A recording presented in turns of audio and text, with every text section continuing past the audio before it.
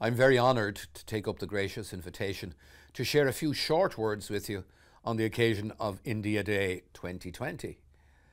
This has become an important date in the Irish calendar, and it serves to highlight annually, in an official and an enjoyable manner, the strong and enduring bonds of friendship between Ireland and India.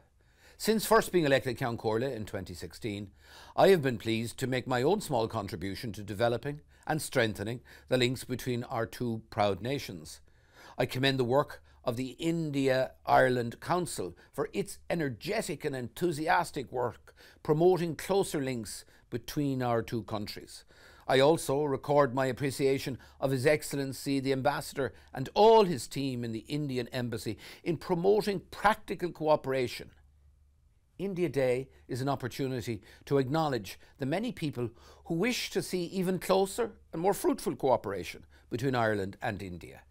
I can assure you that India has many friends here in the Irish Parliament. We too wish to see more cooperation between us, particularly at parliamentary level. This can only benefit us both. Our two nations are separated by many thousands of miles, but it has long been acknowledged that India and Ireland have developed a particularly close and warm friendship over many years. Despite the disparity in size and population between us, and God knows they're enormous, we have spent many productive years and decades closely cooperating in many practical areas. We are honoured that many Indian men and women and their families have opted to make Ireland their home, some temporarily, but some permanently. They have made an enormous contribution to so many different aspects of Ireland's life today, our economy and our well-being.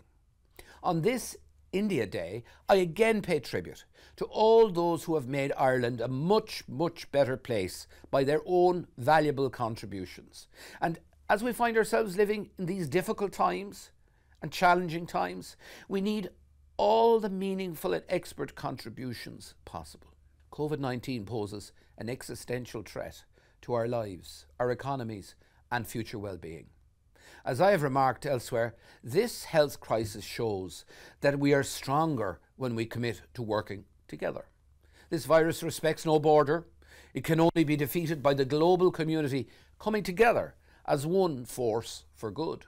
Future generations will judge us on how we succeed in the weeks and in the months ahead, and the history books recording 2020 will hopefully show nations coming together to serve all our people.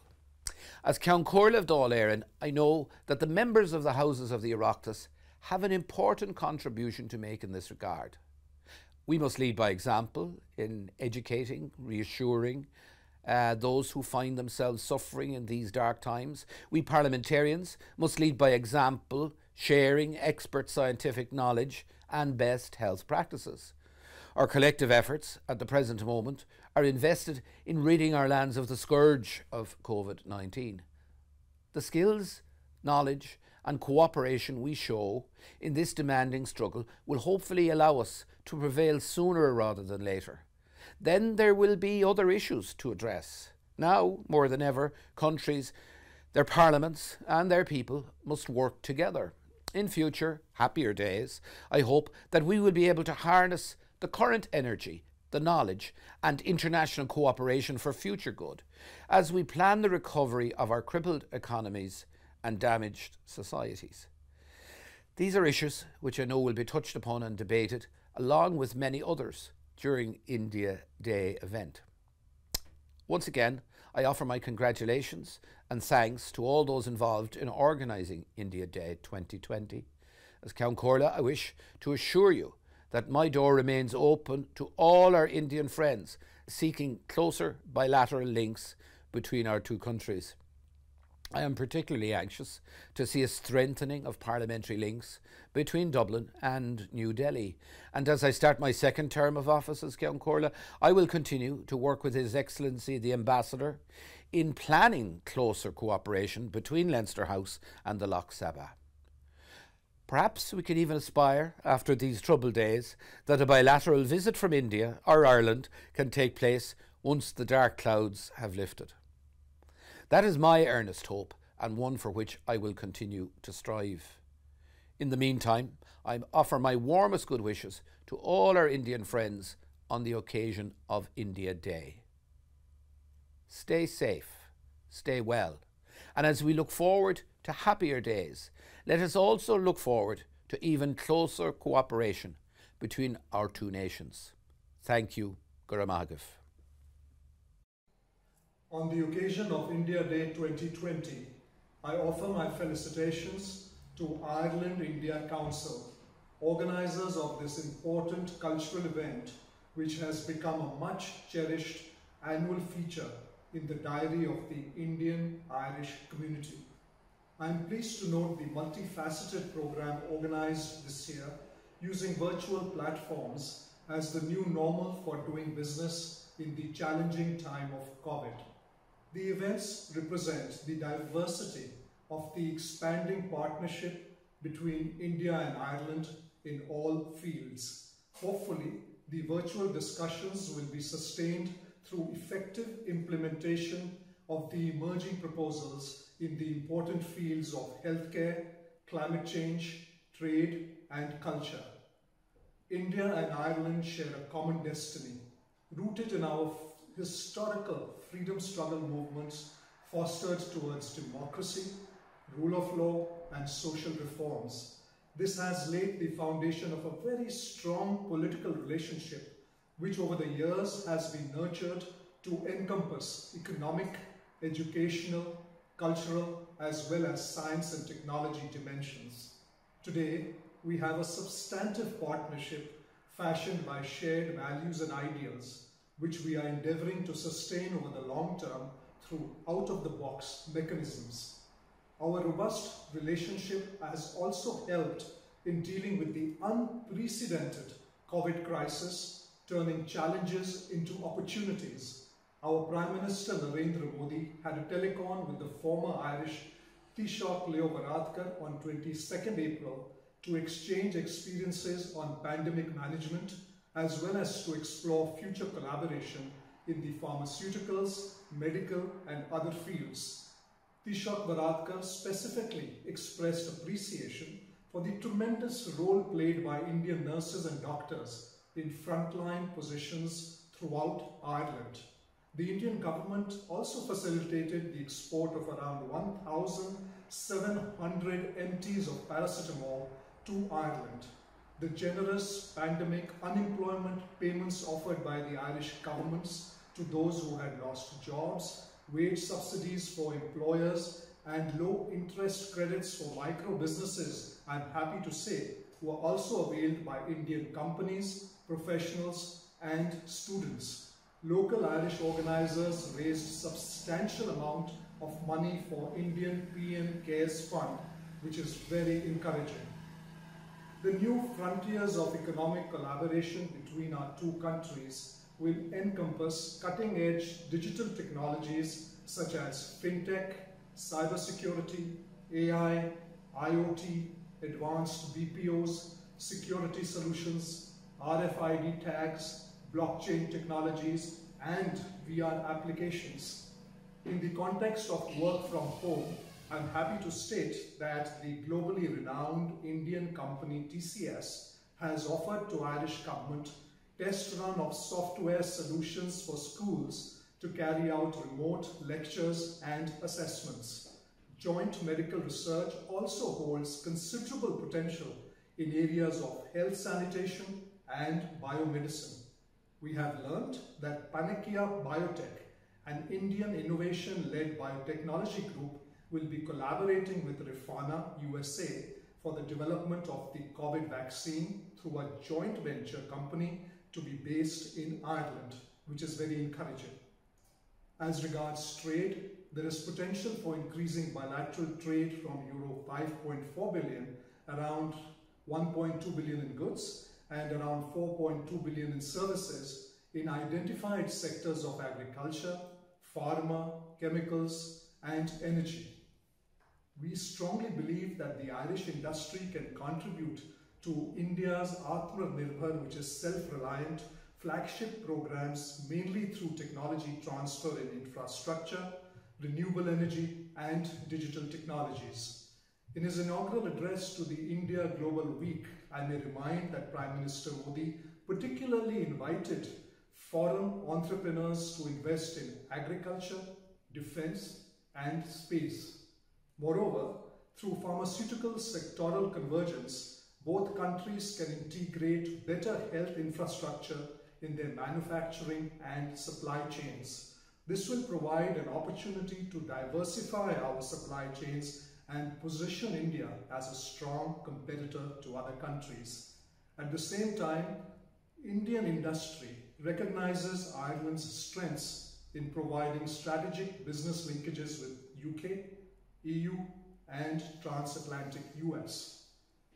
The pandemic has also been an opportunity to promote traditional Indian lifestyle systems and immunity-boosting products like Indian herbs and spices.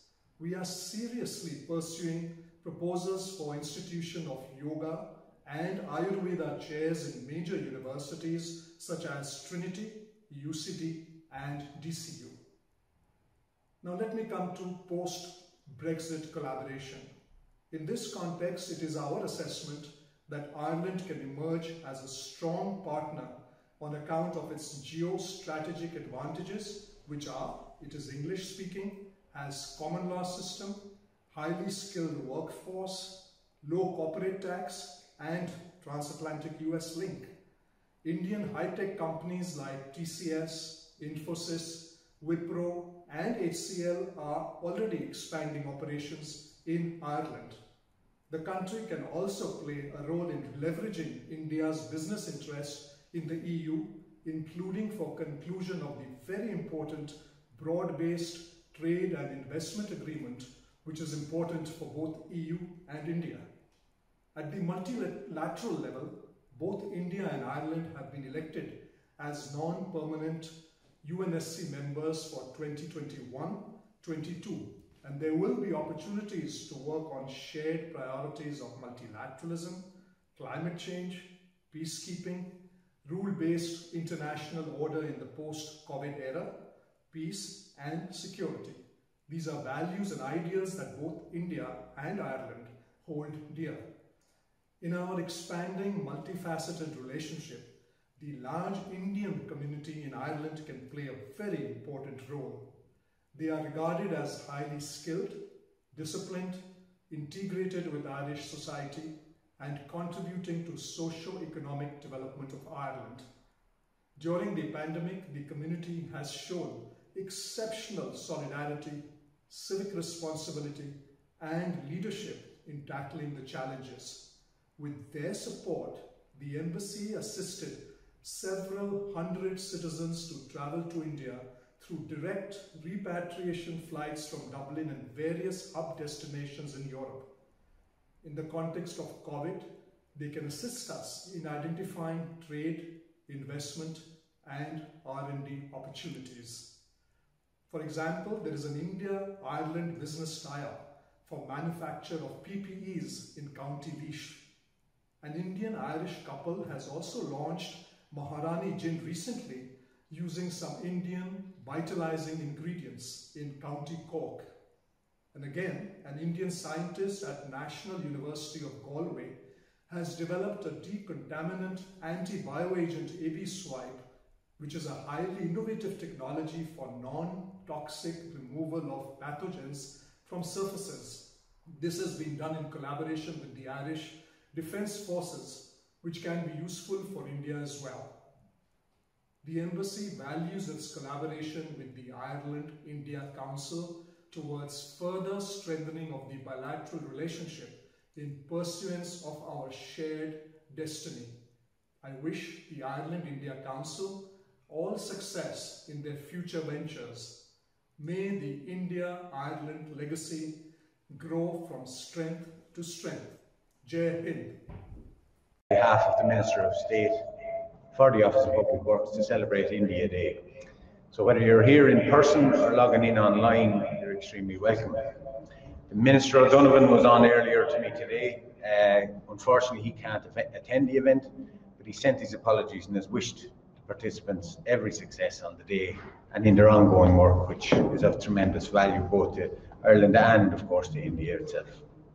So I understand this is the 6th time India Day has been hosted in Fearghail, with over 40,000 people attending in the first 5 years of it.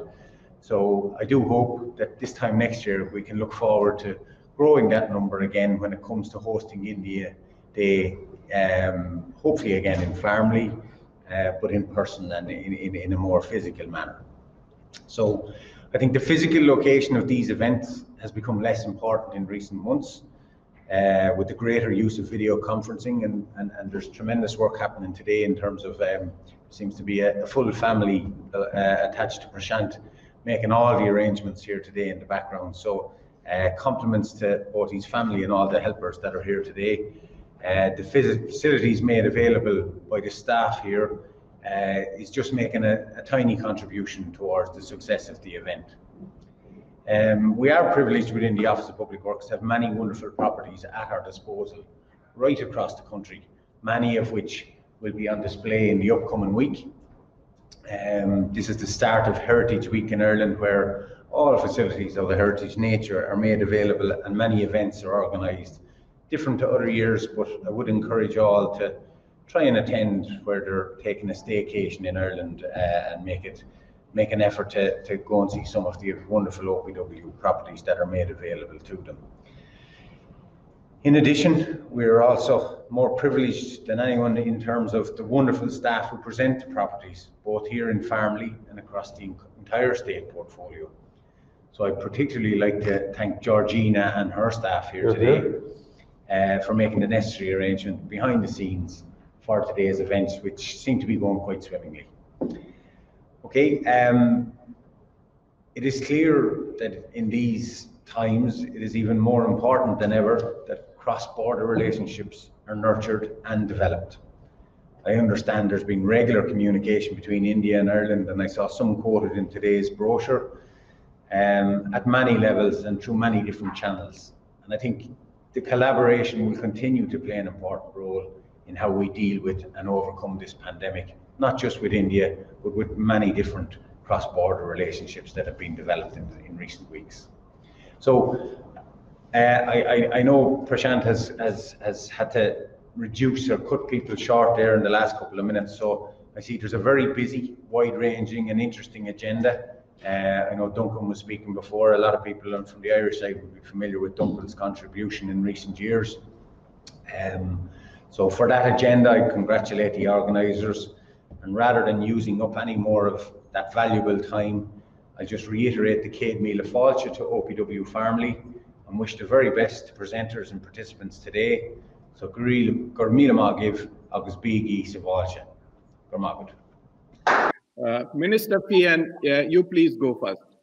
Okay, ladies and gentlemen, Chairperson Shukla, distinguished guests, thank you very much for your kind invitation to address you all here today on this very special occasion as we seek to further improve the collaboration between Ireland, India and the EU.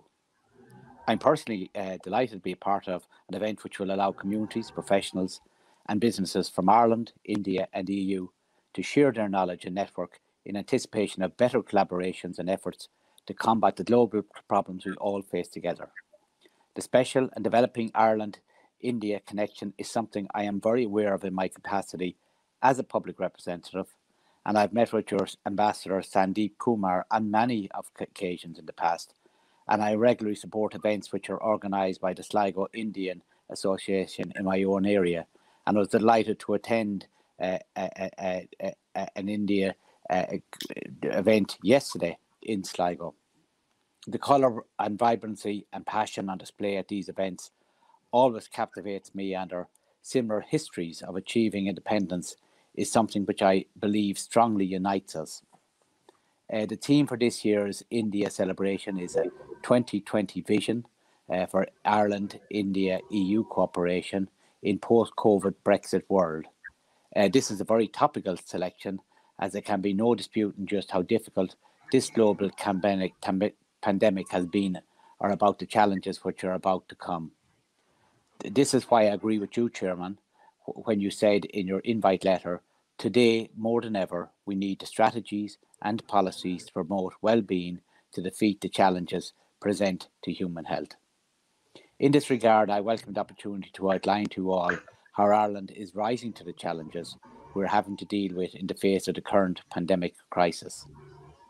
Prevention is a cornerstone of effective healthcare, and in 2013 we launched our national framework for action to improve health and well-being in Ireland over the coming generation, Healthy Ireland. At the core of Healthy Ireland is the basic principle that in order to reduce the rates of chronic diseases, we need to reduce the major risk factors for non-communicable diseases: smoking, excessive alcohol consumption, obesity and inactivity. Healthy Ireland seeks to tackle these risk factors, but also to address the wider social and environmental factors that impact on health and well-being, for example, housing, education, transport and the built environment. The framework aims to shift the focus to prevention, seeks to reduce health inequalities and emphasise the need to empower people and communities to better look after their own health and well-being. Another fundamental principle underlying Healthy Ireland is that health is everyone's responsibility, and under the framework we have worked to build relationships and strengthen partnerships with other government departments, local authorities, the education and research sectors, as long as the wider business, voluntary and community sectors. Since the framework was launched in 2013, we also have a large suite of national policies and strategies to address the most challenging areas of health behaviours. These include the National Obesity Strategy and Action Plan, the National Physical Activity Plan, Tobacco Free Ireland, and the National Sexual Health Strategy. Good progress has been made in implementation of all these strategies, and this will continue. In addition, through a consultative process involving a range of government departments and key stakeholders organisations, we have developed a Healthy Ireland outcome framework, which will monitor and drive the achievements of our public health targets. The range of indicators include national and well-recognised international indicators set to create an overall picture of health and well-being in Ireland. And one of our key instruments here is Healthy Ireland Survey, which is carried out annually. This is an annual survey of over 7,500 households which gather data on health behaviours such as smoking, alcohol, diet and nutrition, physical activity and many other health issues. The onset of COVID-19 pandemic has of course had a devastating effect on all our lives. Like every country in the world, we've had to adjust our behaviours to make sacrifices in order to protect ourselves, our families and communities. However, one of the most important factors in the fight against COVID-19 is the provision of up-to-date and timely information to the public.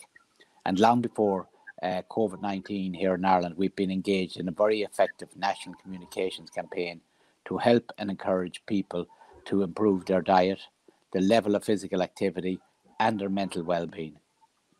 This work has been even more essential with the arrival of COVID-19. We've responded by launching a new campaign called In This Together, which provided advice and information how to stay fit, healthy and active at home. Earlier I spoke of the importance of partnership and cooperation between the different sectors of Irish society in promoting health behaviours. This is also true of the international stage. Ireland has for many decades now benefited from our membership of the European Union, and I know that India has also enjoyed a long partnership with the EU and is closely working with the EU on important issues such as social and human development, ICT, energy, water, climate change, urban development and resource efficiency.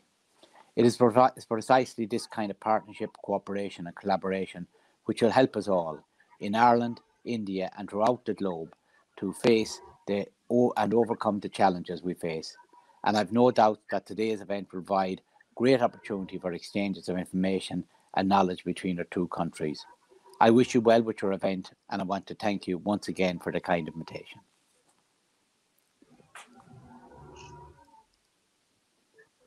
Thank you so much, Minister Feighan. We are delighted to have your support and particularly continued support. And I remember you were one of the members in Ireland-India Parliamentary Friendship Group, and we had very good exchanges of ideas and everything in the past. And I hope you may not be in position to join that group in future, being a minister, but I hope you will continue your support to that group, and new group will soon be open. With these words, now I want to invite Dr. Singh, and then the Camp Orla. He sent a very beautiful message because I think he's on holidays and he is facing some connectivity issues. And the Indian ambassador and representative of OPW will also talk. But I think Dr. Singh is in 90 years of age, and with his seniority and everything, I really admire, and maybe Dr. Singh may not remember this. In 97, 96, I was in Apollo Hospital. I had some serious problem, and Dr. Singh was attending, same neurosurgeon, physician, and I have seen his humanity and his respect for the rules, that he was sitting outside as a common person. He belongs to a Maharaja family. He had a wonderful place and respect in Indian society. So his conduct of business, and he is one of the, if I can say, a treasure of wisdom. So I'm looking forward today his wisdom, what he can give to Ireland India Council, to Ireland and to India. And as he said that Dr. Seshadri Chari, he's a wonderful orator on foreign policies. I admire sometimes when I was reading him and listening him. So he will go after Dr. Singh. And then we will have Camp Orla and Indian ambassador. I hope I'm not reaching the protocol, but I believe these are the events where we have some flexibility, and I want to. The Ireland is very flexible country, so where protocol doesn't matter much with these events. So I want to continue with this. Dr. Singh, please.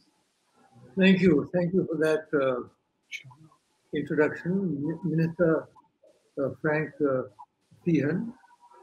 My good friend Seshadri Chari, present, surprised seeing you in Ireland.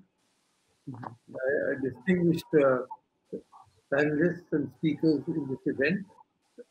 Prashant Shukla, President and members of the Ireland-India Council, residents of Dublin and whoever else is watching us in Ireland. I was very interested to hear the details of what you are doing to fight this terrible pandemic. I think more or less India is doing the same, except that we have a slightly larger population. We have 1.3 billion people. And that makes our task, I think, extremely difficult, but we are coping with it, as all of us are.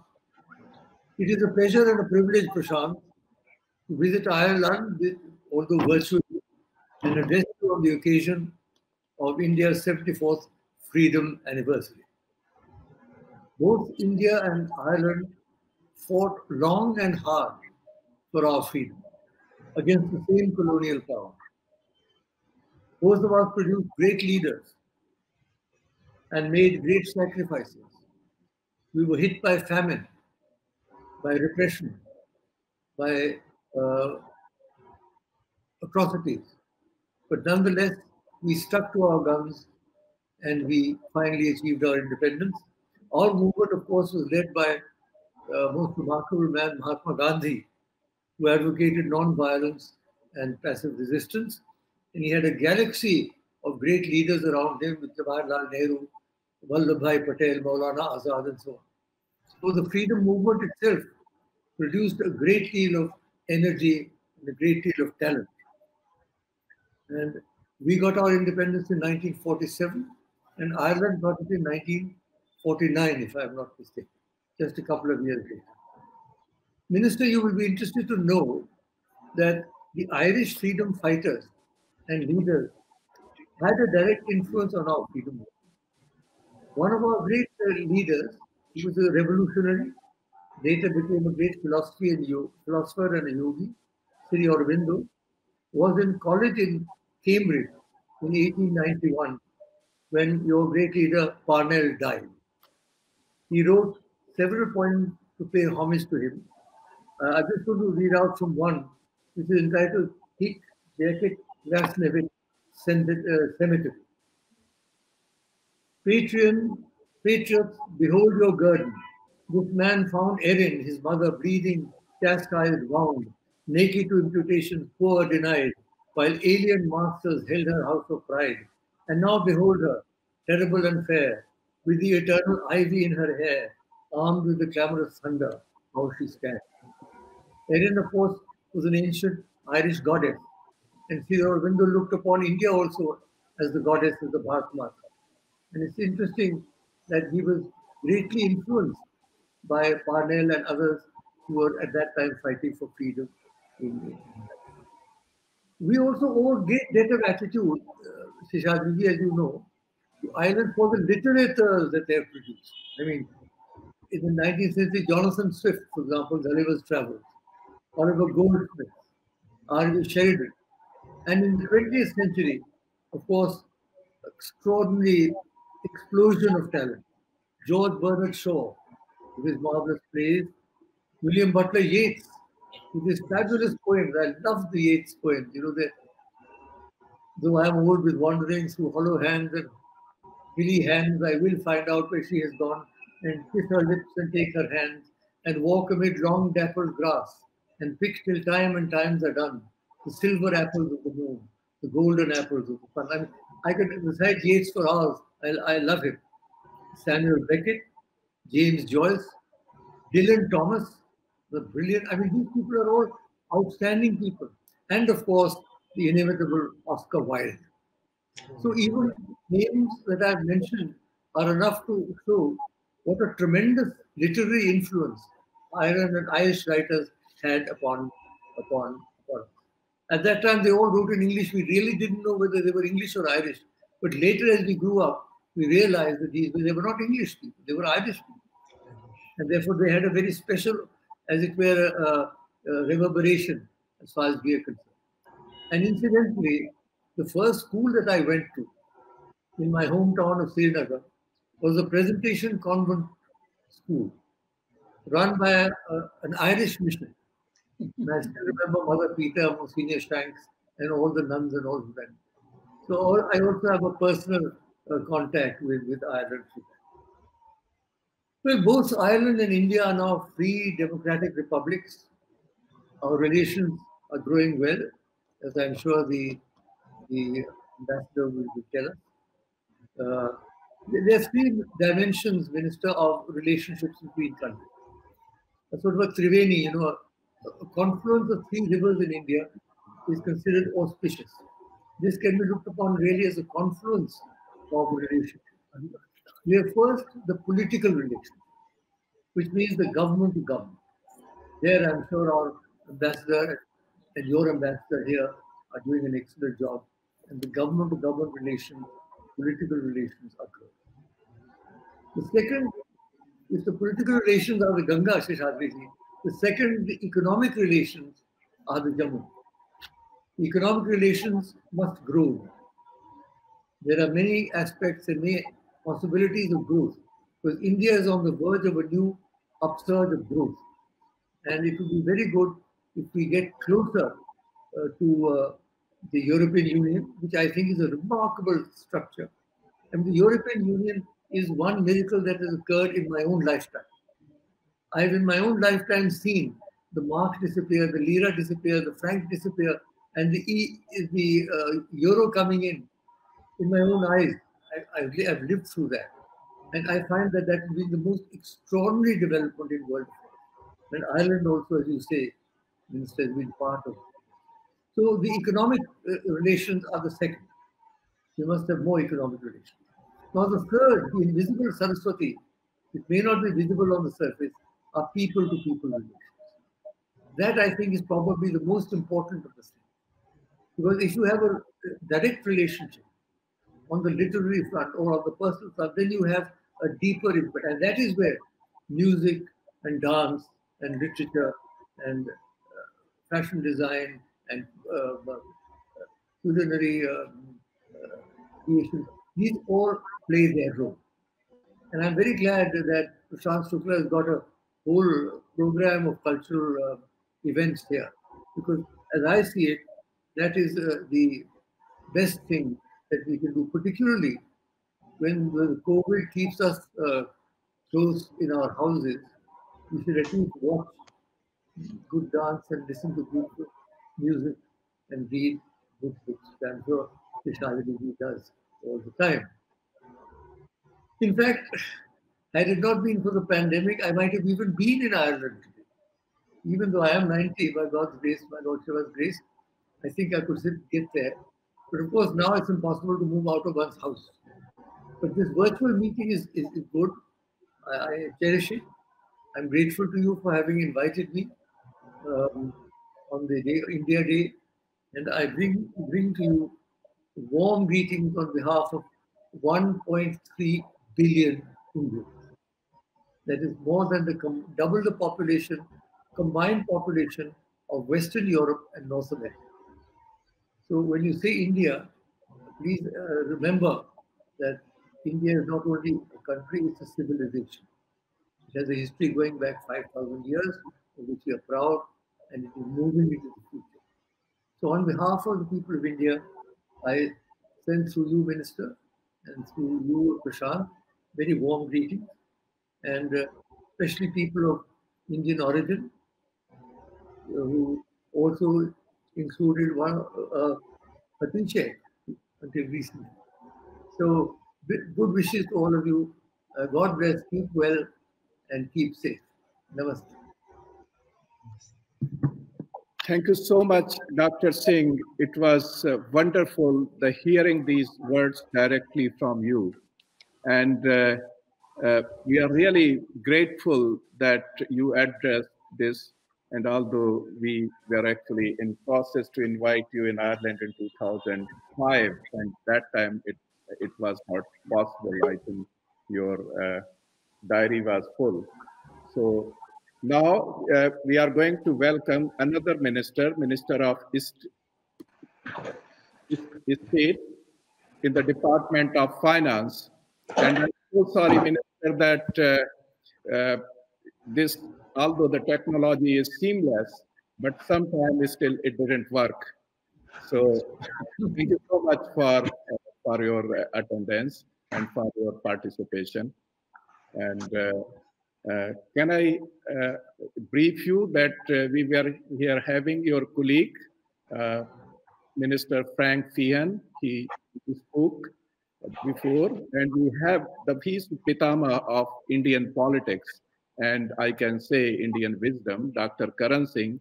He just finished his talk, and I think you might be listening it through social media, but definitely it was an admiring address.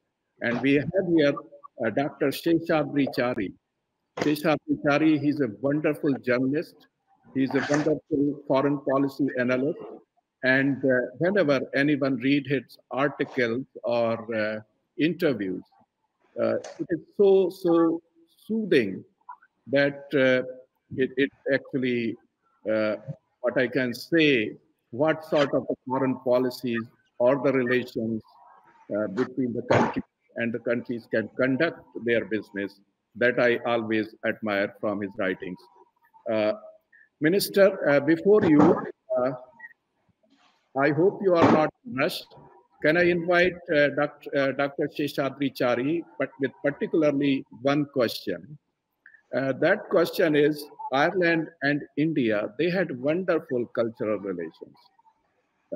Historical, going back from Tagore to Mahatma Gandhi to Nehru, M. Devlevra, and wonderful literary people, even Dr. Singh mentioned Aurobindo. But after independence, this bond never converted in business and current days the cooperation. And we all sometimes we hear from the foreign policy point of view from Indian experts that Ireland may not fit in their foreign policy agenda. But I believe Ireland may be a small country, but it has much bigger punch on world politics. So it's 13 hours. So in current situation, although we are thankful that Prime Minister Modi made a visit after almost 60 years in 2015, and this was India Day was initiated prior to his visit. So how you see that we should develop this historical relations to convert them into business? Dr. Chari. Yeah, sure. Thank you, Prashant Shuklaji and Honorable Minister Frank Feighan, Seen Fleming, and my Guru Dr. Karan Singh. You have really used you have put me in a very embarrassing situation by saying such good words about me in front of my Guru. I am really grateful to you. And he has already laid the ground rules for how we have to deal with one another. In fact, as you very rightly mentioned, almost 64 years after the first Prime Minister of India, Pandit Jawaharlal Nehru, visited Ireland in 1956. After that 1956 visit of Pandit Jawaharlal Nehru, it was Prime Minister Narendra Modi who visited Ireland in 2015. But between these two visits, both the countries have made enormous progress in economy, in the fields of science and technology, as well as people-to-people relationship. All the three components of engagement between two countries, which Dr. Karan Singh mentioned. So we have developed excellent relationship as far as science and technology is concerned, as far as business is concerned, and as far as people-to-people relationship is concerned.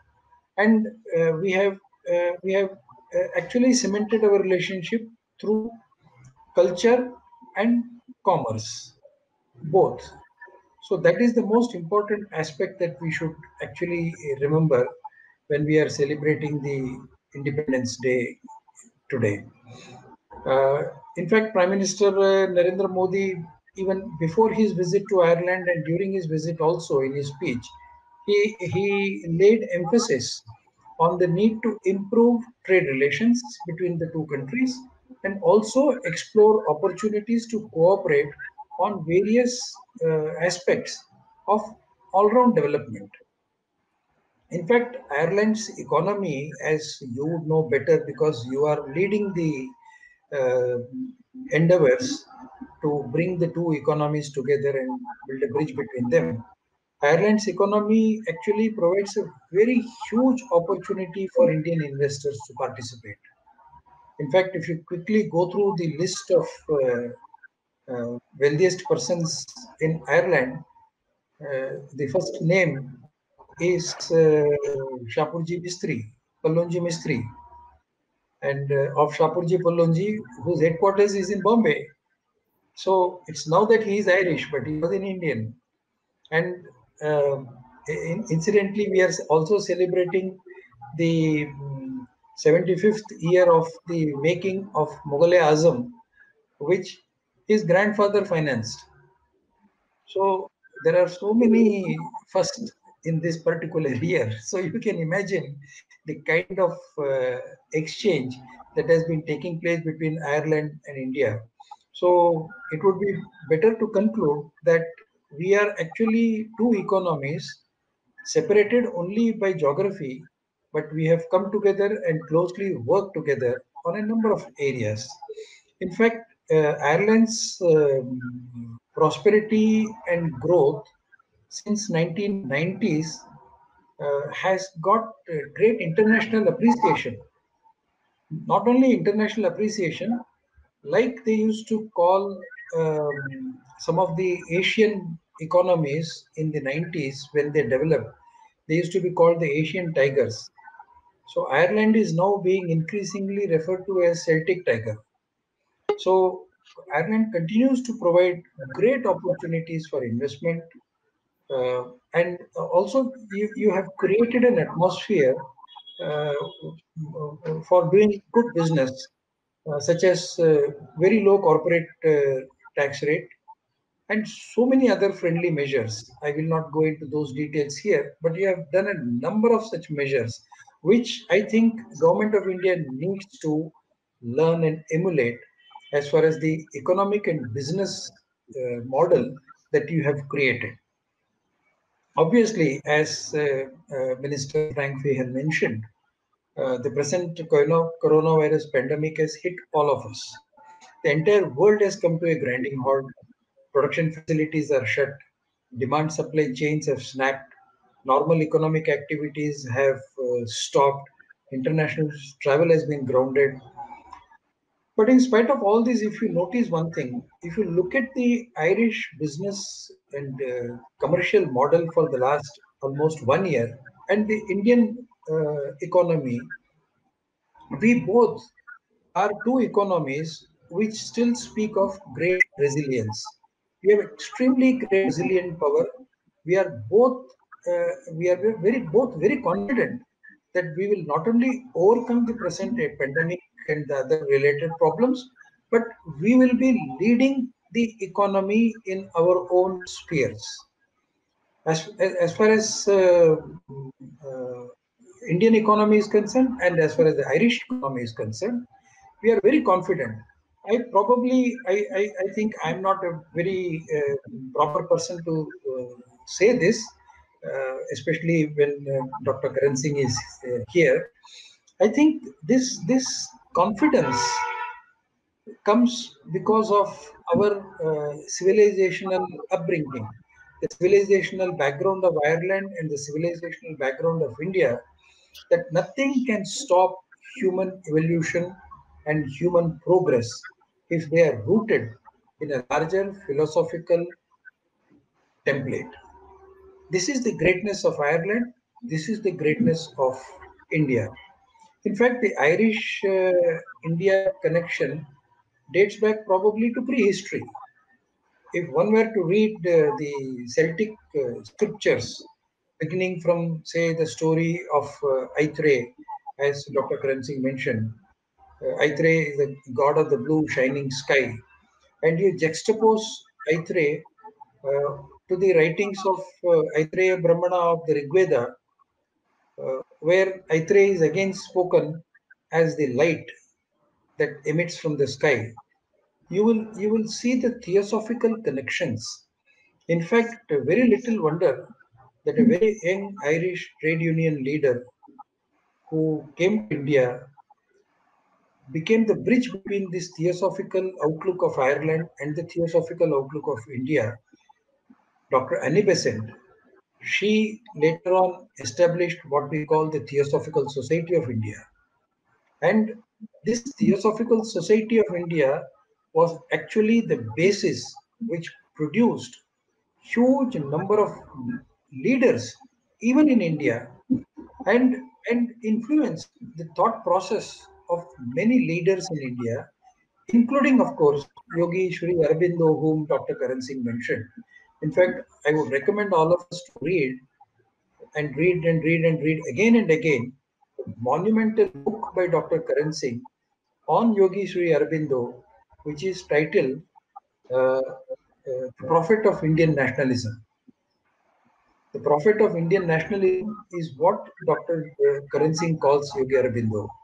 So this is the kind of connection that Ireland and India have got, right from prehistory to 2020, where we are both connecting one another through culture and commerce. That is because both of us, both Ireland and India, look at the world as a family. We in India say Vasudhaiva Kutumbakam. The whole entire family, entire world is one family. And this is the basis which Ireland taught India during the freedom struggle. Whatever may be the provocation, there can be no alternative to peaceful but strong protest. This is the greatness of Mahatma Gandhi. Peaceful but strong protest. We were facing the same colonial power for more than 200 years. But today, we are not only free countries, but more vibrant than all those powers which sought to subjugate us. This is the greatness. Now, of course, I am seeing Ireland as emerging economy. Ireland is one of the leading economies among the European Union countries, and India is also an emerging economy and the third largest economy in the world. And the whole of Asia and all the Indo-Pacific countries look to India for their leadership. Similarly, all the countries of Europe are looking towards Ireland for leadership.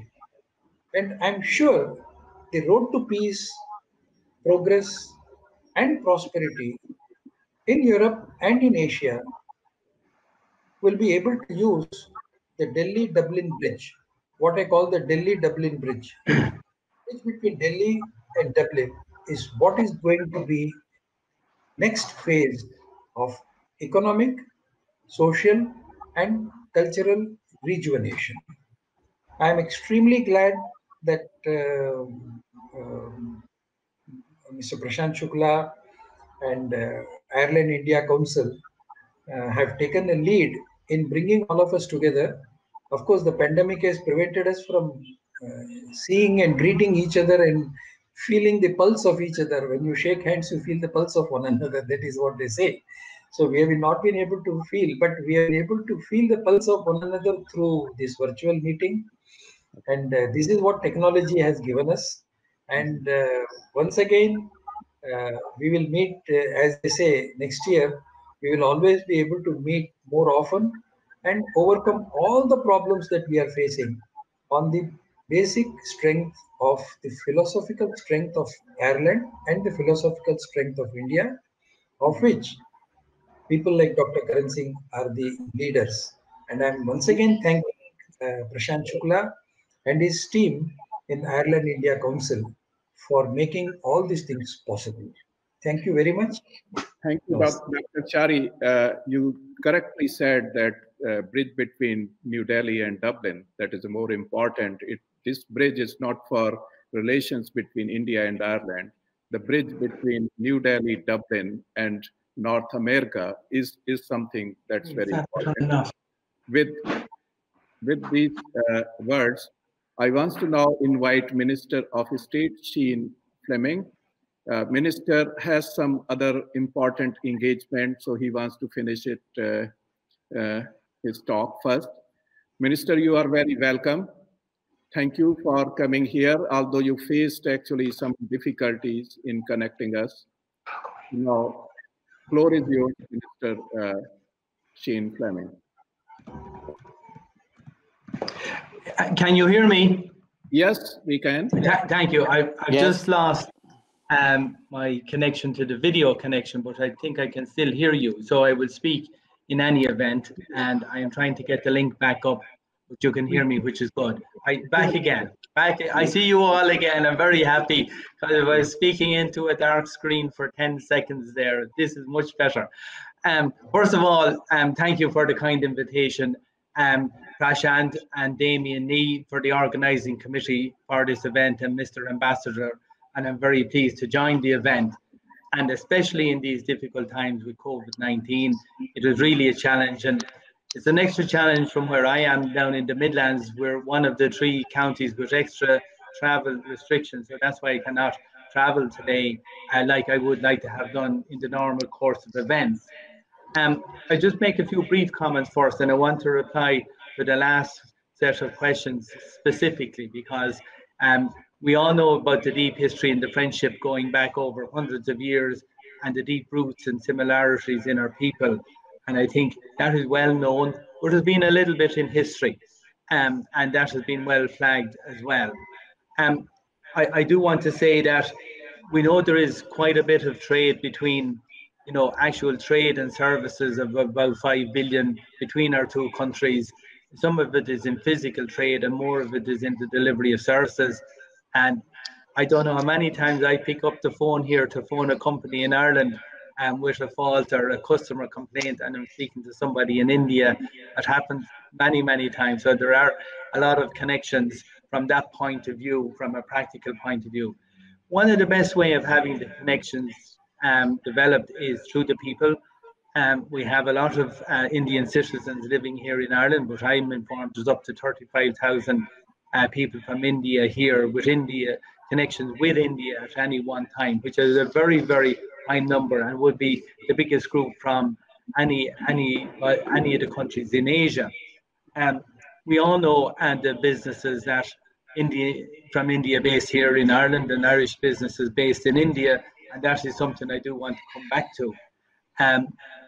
Really, I suppose, there is a long connection, and why, even though we had a good shared history and understanding of each other and we had lots of similar issues, many years ago, why over all the years was it our relationship not developed more? And as I'm listening to the question, I'm trying to give not an apology, but an explanation for how I see it. We are a very small country. After we got our own independence, we were heavily dependent for trade with our nearest partner, the United Kingdom. Most of our exports went there, most of our imports came from there. And even though we had political independence, by and large, as we know, for most of the island of Ireland, but not the full island of Ireland, we were very heavily dependent on our trade links with the UK. So that's why back many years ago, Ireland set out about applying for membership of the European Union. And that has really been the main focus of Ireland over the decades. And we now trade with more of our trade is with the other EU countries than with just the UK. Whereas not dependent on the UK, even though it's our single biggest trading partner, it is not as dominant in our trade as it used to be. And we do a lot of trade with other EU countries. And over several decades, the challenge facing Ireland, and Sean Lemass was one of our prime ministers back in the early 60s, when we say I was a little boy in short pants those days, and his mission was for foreign direct investment into Ireland and more trading with the EU, because they were our nearest partners. Obviously, the foreign direct investment in Ireland focused heavily as well on the United States, and there would be very big foreign investors here, foreign direct investment. One of the reasons being the language, which I will come back to in a moment. The language is very important. People from the United States feel comfortable coming to Ireland. They know there's a lot of Irish people in America, and they settle here very easily.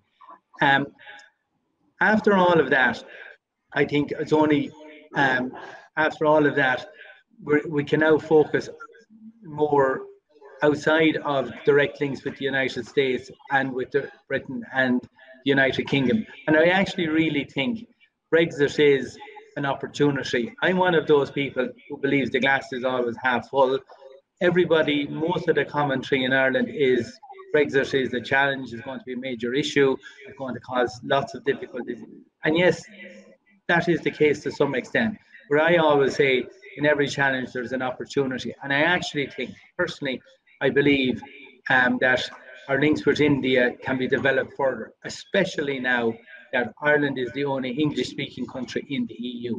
This has to be a big advantage for trade, communication, and tourism. A lot of Irish people, when we're free to travel again, would look forward to, in due course, being able to travel to your lovely country. And I know many people who've been there in the past. I haven't personally been there, but we hear magnificent reports about your country.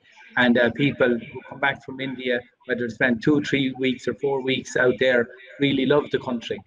And I think we need to develop that. But I would actually say Brexit is an opportunity for an English-speaking country like Ireland to increase our trade and our friendship and people connections between our two countries. So I actually think we do have an opportunity here. I think the Irish government will want to pursue that. maybe when we're sitting shoulder to shoulder on the Security Council in the United Nations in the next couple of years, we've both done very well, and we're now on that since last June. It's our second time, I recall, in my lifetime, my memory, for us to be on that very important forum. And I think that in itself is an opportunity. While the UN has a particular mandate, I think our good friendship and relationships can be developed.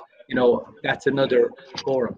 Plus, we all know Ireland, the former Prime Minister Taoiseach and the current Deputy Prime Minister in Ireland, the Taoiseach Leo Varadkar, has very strong links with India, which has to be a good plus for both India and for Ireland in terms of trade business into the future. I will also say I'm very pleased that the ambassador was in Laois back just a very short period ago. We're in the Midlands, outside of the biggest capital city, outside our capital city, but very close. And I would say, as a Minister of State in the Midland region, we currently have extra travel restrictions just for these few days. And when we get back to normal next year, I would like to see and offer Laois in the Midlands as an area for investment, specifically for businesses from your country. I think we're perfectly located. I'll just say this to you. Laois is probably one of those regions in the country where I am sitting now. I'm 1 hour and 15 minutes from Shannon International Airport. I'm 1 hour and 20 minutes from Dublin International Airport, and I'm less than 2 hours from Cork International Airport. I don't think there's a location anywhere in Europe that has 3 international airports within little over an hour's drive from where we're located here in the Midlands. So I would encourage that, rather than always being in the hustle bustle of the major cities, and the quality of life is much better here. So I would encourage and take this opportunity to promote this region. I'm hoping I'm answering the questions, and I think Brexit is going to be a positive help. There'll be downsides to Brexit, but there has to be upsides to Brexit. And I think a relationship with a country like India can now be used as a bonus for us in terms of being an English-speaking country in the EU. 600 million market, and I think it can work both ways. That's what I would like to say. I don't know the format, whether I come in again, but I do want to thank the organisers for continuing with this event here today. It's so easy just to postpone for 12 months. The technology is great, and I'm sure some of the technology behind what we're doing today, some of it probably came from India. And I suspect that is the case, because there's a lot of IT connections between Ireland and India. So thank you. I hope I'm answering the questions the best I can. I want to say to people, the people viewing who are watching, enjoy the rest of the day, and it is great, and we look forward to meeting in person, hopefully next year when these restrictions are all gone, and we can have rather than rubbing elbows, we can actually shake the hand that you actually mentioned and feel the pulse. Namaste is the best way to do it. You don't have to touch it all. Thank you, Minister. And the forum and platform is available if you want to continue to hear. And I'm going to the Cam Corlas, Speaker of Irish Parliament, with a very beautiful message. And he can't take it in person today, and I think where he is on holiday, he has a poor internet connectivity. So I'm going to play his message, and then number of few things, and we got a beautiful Indian dancer here. So if you have time, please enjoy all that. But thank you so much. And can I ask Damien if you please say a few words to our Irish guests and Indian guests? Damien is co-chair for India Day Committee, and he contributed hugely for the success of this year's India Day, because I was never thought of, when we have around 10,000 people, how to be in this situation, have the event and reach out to our community. But this is an idea, and we tried it. It is not perfect. So, and the technology and everything is evolving. So maybe this is a unique opportunity for the connectivity, and the companies, they can look into it And in future, maybe we have perfect technology, that no glitches or no problem. Thank you, everyone. And you are very welcome to continue and enjoy this beautiful session here. Thank you. Hello, everybody. Yes. I have a great love of India that has developed over many years. And I believe Ireland was prosperous through facilitating America and Europe in the 60s and 70s. And I believe that Ireland and India together can make huge advances in the next 20, 30 years. Europe is the world's greatest collection of consumers. India is the potential purveyor of everything that we need in Europe. And it's a great democracy. As Dr. Karan Singh said, that if you put together the population of Europe and the States and double it, you've got India. And you have the most wonderful, wonderful individuals, incredible education system. And with the sort of Irish astuteness, and we have so many traits, and they're exemplified in Sean Fleming here. And every now and again, you know, what makes a difference in the world is leadership. And it's those little fulcrums and turning points. And in many ways, COVID-19 gives us a chance to create that footprint in Europe for India that will allow us all to thrive and prosper in the future. And the medical advances that are made in India, and especially the potential for small, rapid and cheap tests, can, without question, contribute to our coming through this COVID phenomenon. And, you know, instead of, we must be grateful, because all of the people in this conference here have lived in the best times the world has ever known. And we really need to appreciate the longevity, the good health that we've had. And we will get over this blip. And we use the time, if we have another lockdown, to develop personal relationships.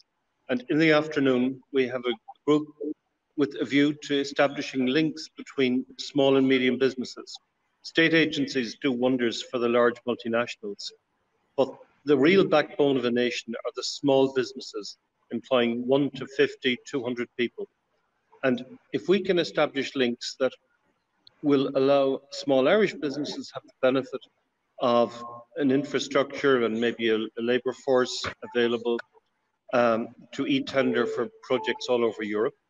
And it will allow Indian companies to get involved in European projects without the incredible high overcosts that there would be otherwise. So thanks everybody, and happy, you know, it's your St. Patrick's Day, and Sean, by the way, has a great voice, and he might sing a song for us later. And, not a chance. Thank you very much, everybody. And hopefully this time next year, you'll have 20,000 on the lawn here, and we'll be celebrating the success of our business matchmaking program. And we'll be looking back with delight at how we have handled the COVID issue, and that everybody wear masks. If everybody wore an effective mask, we would all get through this. So thank you very much. And let us not, Prashant and Aparna and their two wonderful boys have done incredible work in putting this together. And Amanda Wilkinson has put together the wonderful program, and the administration, and has cajoled and beaten everybody into doing what they should do. So thank you all very much.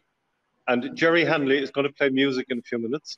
And let me tell you, Bruce Springsteen is awful lucky that Jerry didn't get, you know, distracted from his studies years ago, or the boss would not be. Okay.